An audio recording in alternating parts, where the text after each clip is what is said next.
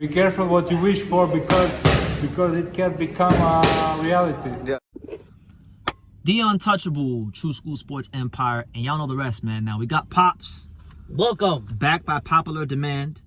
And we're gonna talk about one of my favorite fighters in boxing, Abdullah Mason. Yeah. You know, doing it again. Laid the absolute smackdown on Manuel Jaimes last night.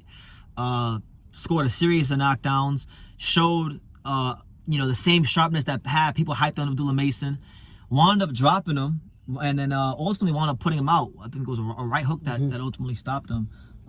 So yeah, again, another great performance in his career.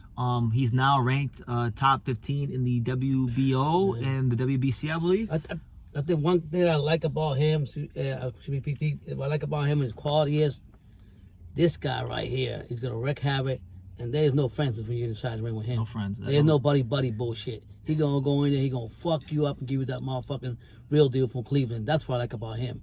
He's not afraid to come out and say, I want everybody to come out here. I'll fight all you. I'm fighting everyone. I'm taking names, and I believe that. I don't think he's worried. You believe about him? There ain't no turning back with him. He's gonna go in there and he don't care if you're his buddy off the ring, if you're his next door neighbor. You get in that ring, he's trying to put your lights out. Yep. So he's in a very intriguing situation because he's only 20. Wow. He's only 20. Jesus. And he's had a good amount of fights, and he's already ranked. So he actually could fight for a world title within the next year or so. But he's actually also so young that you can still take a time with him. Yeah. So I think they're doing the best thing, but I like how his dad's doing him. He's not rushing him. He could have probably fought who knows how long ago for a good fight, big fight. But he's taking his time. He's letting him mature at his own pace, and he's not putting the pressure on. And he's not that. And Abdullah is that silent killer. I mean, he did learn from his last fight where he got dropped a couple times, but that only sharpened his tools. And he's coming for all the other guys. I'm telling you, once they open that door for him with titles, he's coming. all right, so I'm gonna throw a couple names out there for you, and I want to see what you think about Abdullah and these kind of matchups. So there's like one guy that they were talking about Abdullah fighting a while ago, before he got the Shakur fight, was Floyd Schofield. What do you think about Floyd Schofield versus Abdullah? Good night, Schofield. No? Done. No chance? He got quickness, he got speed, he moves around. Damn, okay. He's real good, he's a very confident fighter. I like Schofield too, but no. The way Abdullah comes in there, the way Abdullah gets you, you don't got time to be dancing around him. He's gonna put you out. No switching stances with him. All that shit to me don't mean nothing. Abdullah's coming to mean business, and he's humble about it, but he's a killer. No. I pick him. Okay. Well, one of the other guys in this weight class who just won the world title. What about Keyshawn Davis? Abdullah versus Keyshawn Davis. Tough fight. I'm still fighting with Abdullah. But Abdullah's only 20. You think already you beat up on Keyshawn? Abdullah is a nasty motherfucker when he goes in there. He's not gonna sit back. He's not gonna sit there and wait. Yeah, I'm big on like I said in my other videos on Olympic fighters like Keyshawn. It's time is right for Keyshawn. He will not beat. I don't think he'll beat. Why do you say that? Because the maturity level and the way his dad is bringing him up and the way he's getting all these fights right now, he's learning more and more and more, and he's getting stronger as the time goes on. I'm not taking that away from Keyshawn Davis because he is a talented fighter. And I like him too, but I just think the meanness and the streak he got, this is what differentiates me from a real boxer from back in the day to a motherfucker. And I could be wrong, to a motherfucker who wants to be buddies with his friend and they want to make the big fights. Abdullah does not give a fuck. I'm coming in there for, for his religion and everything, but he come in there, I'm gonna fuck you up. That's what I'm gonna do. I don't care if you're my friend or not. That's the difference. That's why. So you're saying he's come from the cloth. He's come from that cloth of the old school fighter. And he's humble, right? And he's doing it the right way. Whereas you got Keyshawn, that I also would say the same thing. But when you got this new generation now talking about we're friends, and we can't fight each other and this and that, get the fuck out of here. He's not taking no names. He's gonna fuck everybody. What about Abdullah versus let's just say Dennis Baranchik, the now former champion, the one that fought at Keyshawn? I'm telling you, I'm riding with my stallion. Yeah. So it sounds like you're picking. I'm big on him because of the way. Sometimes you can rush fighters to get the title fights. The way he's matured, his dad's done the great thing with him with the five Abdullahs, and the five Masons. Yeah, Masons, and he's done everything right. And I just think his maturity level as fights comes on, he's just showing he's getting better and better and better. And look out, he's there to get his job done. He's gonna make sure he gets it done. So I don't care who you put in front. You can put fucking Stevenson, put all the motherfuckers. They don't mean shit because you know why? Because this is how it's supposed to be like Abdullah. You go in there, I'll fuck you up. Go about your That's business it. You go about your and business. kick ass. That's it. No, I want to be that's my biggest issue. I want to be your The friend. friendliness. No. Fuck all that. Yeah, because he's not. One thing about Abdullah is like I've been blessed to be Shoot my around. language, guys. I've been blessed to be around the Mason family. I respect them a lot.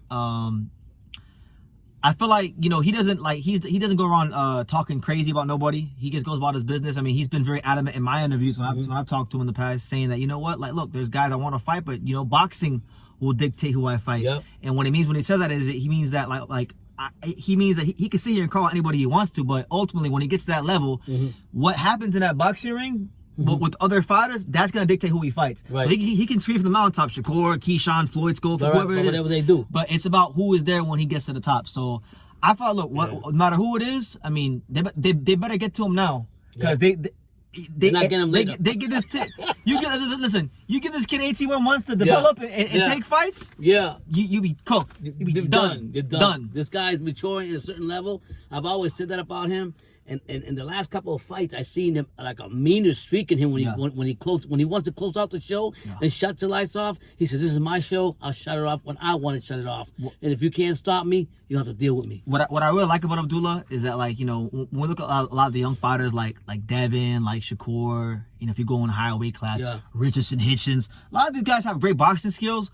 But when they fight fighters who are like 3 or 4 levels below them, they just like they still stay in that safety mode. Yeah. They don't know how to up the intensity and put them away. Yeah. And that's what I like about Abdullah. You can see Abdullah has the fundamentals. He has the sharpness. He could be a safety first fighter and get a decision if he wanted to. Right. But no, if you are not on that level with him, you will see it clearly. It will be clearly demonstrated that you are not on the level with him. So that's what I like about him. What I think about him being young, and Brendan always says that a lot of young fighters, they want to rush, wind inside the ring and make mistakes and do this and that. Nope. He's just slowly getting methodical.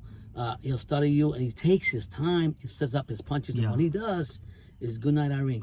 I'll say it like this too about Abdullah. Apart from Gervonta Davis, he's the most compact puncher in the lightweight division. Oh man! Like he could be here, he could be here, or it could be here. Yeah. But wherever he punches from, it's gonna be at the top speed with the most leverage possible. I mean, look at I think it was the second knockdown, or it might have been the first. I can't remember which one it was. He literally stepped back like a Manuel Jaimes. He reached. He sacrificed his distance and his balance to try to reach. Yeah. And all Abdullah did was just step back. Boom! I'm telling you, man.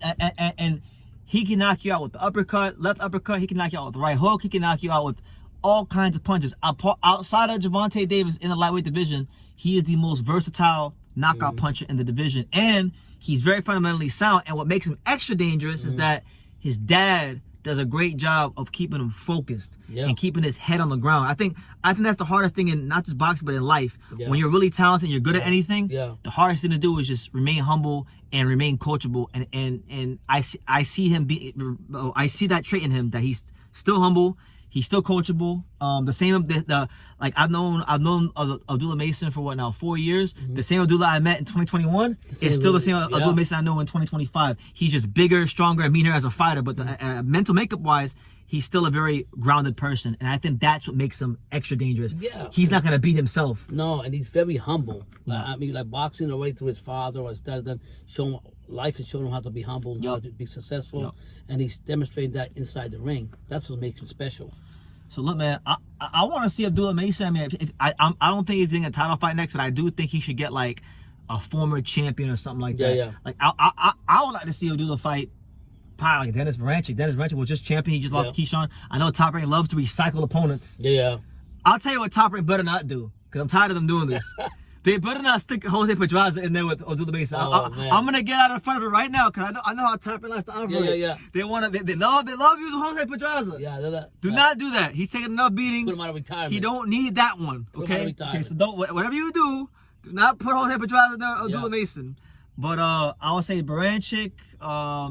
Maybe like, I mean, if they want to see who's really who, maybe they retire, but I doubt they do that. Yeah. But there's options out there for Abdullah Mason. I'm looking forward to seeing how he does. I think he should definitely get a headlining fight in Cleveland. I feel like he's been kicking ass and taking names for so long now that he deserves to be fighting his hometown. He doesn't cry about like, oh, I didn't get to fight my city, I didn't get this, I want this, I want that. He just goes on about his business. Listen, I think he's earned the right to headline a show in Cleveland, because unlike a lot of fighters, he's actually exciting to watch Yep. when he fights. So, that being said, Yeah. shout out to him. Great performance from him against Manuel Jaimes. Jaimes, look, I thought he was going to beat the brakes off Manuel Jaimes. The outcome did not surprise me. But Jaimes was in there trying to win. Like, he was in there trying to close the gap. He was in there working. He was just outgunned. And Jaimes, that is a mild statement victory for Abdullah Mason, because Manuel Jaimes took he took Roy the distance. Roy was hitting with everything. Wow. And Roy couldn't. Roy can punch. Roy's not as skillful as Abdullah, but he can punch. Right. So this guy did have some durability. Abdullah just treated him like he was trash and got him out of it like it was nothing. On to the next. On to the next. Yeah. Looking forward to seeing the continued development of Abdullah Mason. I think he's going to be a 3-division champion. I think he will one day be the welterweight. He's a lightweight now. I made a video a couple years ago saying that I believe one day he will be the welterweight champion of the world. I think I said he'll be the welterweight champion of the world by like 2026. Maybe it won't be by then. Yeah. But I think he will be the welterweight champion at some point in time. He's that big. He's that skillful. And yeah. Let me know what you guys think. Who you want to see Abdullah fight next? And yeah, leave your comments down below. Make sure you guys take the time to subscribe. And like I say in every single one of these videos, you can love me or you can hate me. But I'm just a kid from Dania. So until next time, take care, guys. Thank you for watching another video on the untouchable True School Sports Empire. For more great boxing content just like this, make sure you click right over here.